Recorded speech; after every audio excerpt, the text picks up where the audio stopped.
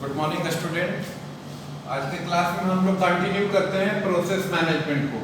And पिछले class में हम लोग देखे थे प्रोसेस मैनेजमेंट में डिफरेंट स्टेट ऑफ प्रोसेस। आज के क्लास में हम लोग देखेंगे different type of scheduling technique. तो there are basically two type of scheduling technique. There are basically two type of scheduling technique. First one is non-preemptive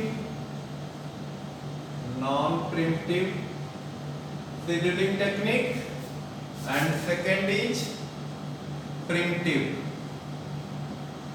Second technique is preemptive scheduling. Already इसको बता चुके हैं आपको non pre-emptive and pre-emptive में basic difference क्या है। Non pre-emptive में क्या होता है, वंस यदि कोई प्रोसेस रेडी स्टेट से रन स्टेट में जाता है, रेडी से रन में जाता है, तो सीधा प्रोसेस फिर टर्मिनेट स्टेट में जाता है, टर्मिनेट स्टेट में। बट प्रिएम्प्टिव शेड्यूलिंग के केस में कई बार प्रोसेस रेडी से रन स्टेट में और रन से रेडी, फिर रेडी से रन, ऐसा कंटिन्यू होता है in the case of preemptive scheduling. यानी इसको बोलते हैं हम लोग कॉन्टेक्स्ट स्विचेज। यानी हम लोग बोल सकते हैं कि नॉन प्रिएम्प्टिव शेड्यूलिंग टेक्निक के केस में कोई कॉन्टेक्स्ट स्विचेज नहीं होता है, और प्रिएम्प्टिव शेड्यूलिंग के केस में there are many number of context switches.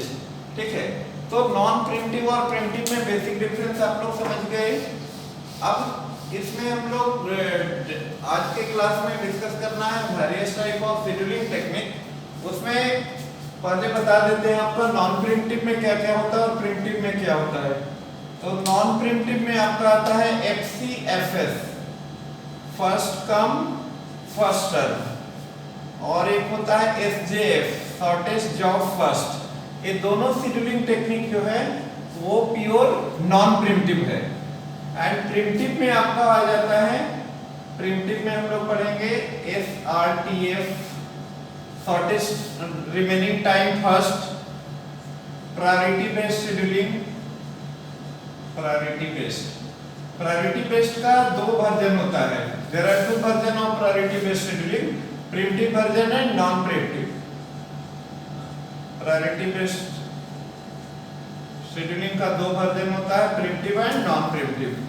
और देखेंगे हम लोग प्रिएम्प्टिव में round robin scheduling.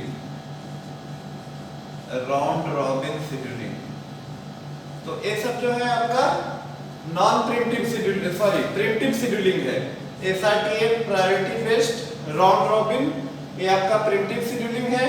FCFS SJF priority based, ये आपका नॉन प्रिएम्प्टिव शेड्यूलिंग है। तो शेड्यूलिंग टेक्निक को टू कैटेगरी में डिवाइड किया गया, नॉन प्रिएम्प्टिव एंड प्रिएम्प्टिव। अब हम लोग एक एक करके सारे शेड्यूलिंग टेक्निक को डिस्कस करेंगे with numerical example, with numerical problem. तो फर्स्ट ऑफ ऑल हम लोग डिस्कस करते हैं FCFS को, first come first serve. First come first सर्व।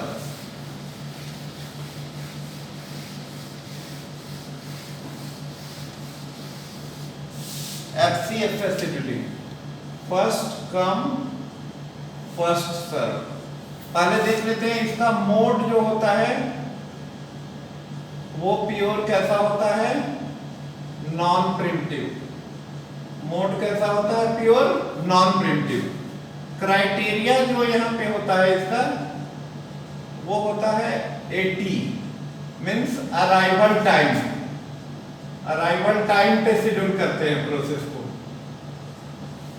ठीक है, तो एक न्यूमेरिकल प्रॉब्लम हम लोग लेते हैं, जैसे आपका एग्जामिनेशन में भी इस तरीके से दिया हुआ होगा प्रोसेस। तो there are 4 process, P1 P2 P3 and P4। इसका अराइवल टाइम दिया हुआ होगा क्वेश्चन में, 0 है, 1 2 3, ये अराइवल टाइम है। यानी 0 टाइम पे प्रोसेस P1 आया रेडी क्यू में, 1 पे P2 आया, 2 पे P3 आया, 3 पे P4। और इसका बीटी है, burst time. Burst time means होता है कि पिछले क्लास में आपको बताए थे कि कोई भी प्रोसेस का एग्जीक्यूशन होता है उसका 2 टाइम चाहिए। एक आपका सीपीयू का टाइम चाहिए, उसको बीटी बोलते हैं, बर्स्ट टाइम। और एक इनपुट आउटपुट डिवाइस का चाहिए, उसको बोलते हैं आईओबीटी, इनपुट आउटपुट बर्स्ट टाइम। तो यहाँ पे बर्स्ट टाइम दिया हुआ रहेगा क्वेश्चन में, आपका बर्स्ट टाइम दिया हुआ है 9, 5, 3 and 4। अब हमको एफसीएफएस शेड्यूलिंग के जरिए इस सारे प्रोसेस को क्या करना है, शेड्यूल करना है। तो उसके लिए एक चार्ट यूज करते हैं हम लोग, उस चार्ट को बोलते हैं गैंट चार्ट। इस चार्ट को बोलते हैं गैंट चार्ट। एट टाइम 0, आपको ऑलरेडी बता चुके हैं कि इसका क्राइटेरिया क्या है, अराइवल टाइम। तो 0 टाइम पे जो प्रोसेस आया है उसको पहले शेड्यूल करेंगे। यानी टाइम 0 पे कौन सा प्रोसेस आया है, P1, तो P1 को फर्स्ट शेड्यूल करेंगे। P1 schedule first for how much time, 9 unit time.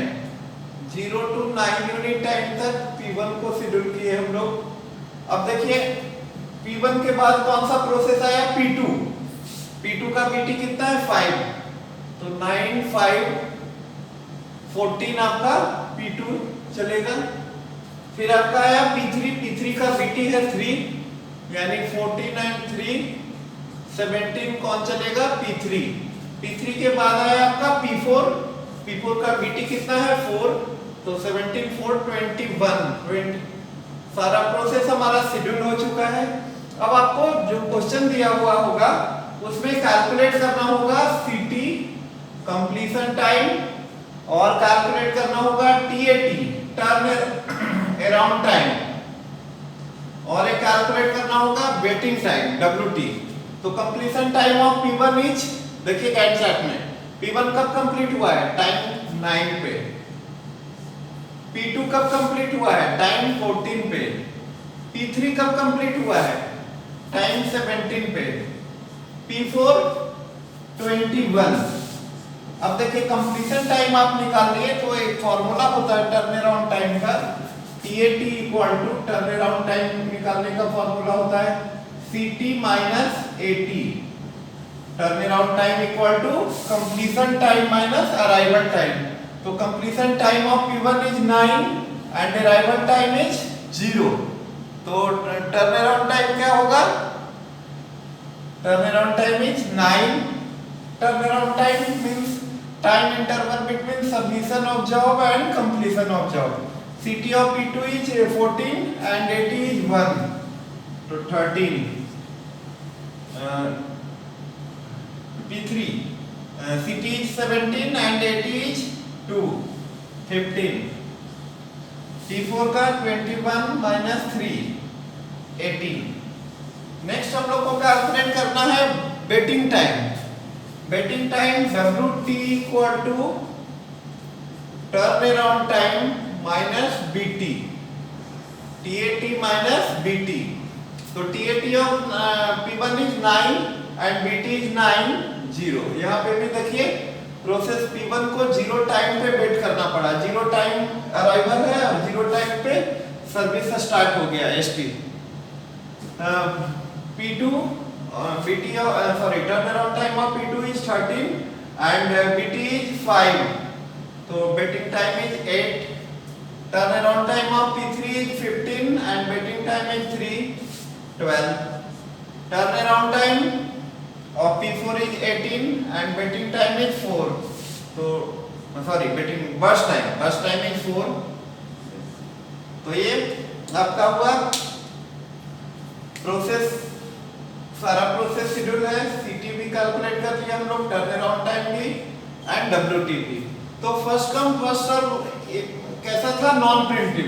देखिए इसमें कोई कॉन्टेक्स्ट स्विच नहीं होगा, मतलब सीधा प्रोसेस रेडी से रन में आएगा तो सीधा टर्मिनेटिंग स्टेज में जाएगा। अब हम लोग नेक्स्ट वीडियो में डिस्कस करेंगे कि एक मेजर ड्रॉबैक है first come first serve scheduling का, कि शॉर्ट बीटी के प्रोसेस को काफी लॉन्ग टाइम तक यहाँ पे क्या करना पड़ेगा, वेट करना पड़ता है। इस इफेक्ट को हम लोग बोलते हैं कॉन्वॉय इफेक्ट। तो अगले वीडियो में हम लोग डिस्कस करेंगे कॉन्वॉय इफेक्ट क्या होता है। कॉन्वॉय इफेक्ट होता है due to first come first serve scheduling, और इसमें क्या होता है कि शॉर्ट टाइम प्रोसेस को काफी लॉन्ग टाइम तक क्या करना पड़ता है, वेट करना पड़ता है। तो नेक्स्ट वीडियो में इस इफेक्ट को हम लोग डिस्कस करेंगे, कॉन्वॉय इफेक्ट को।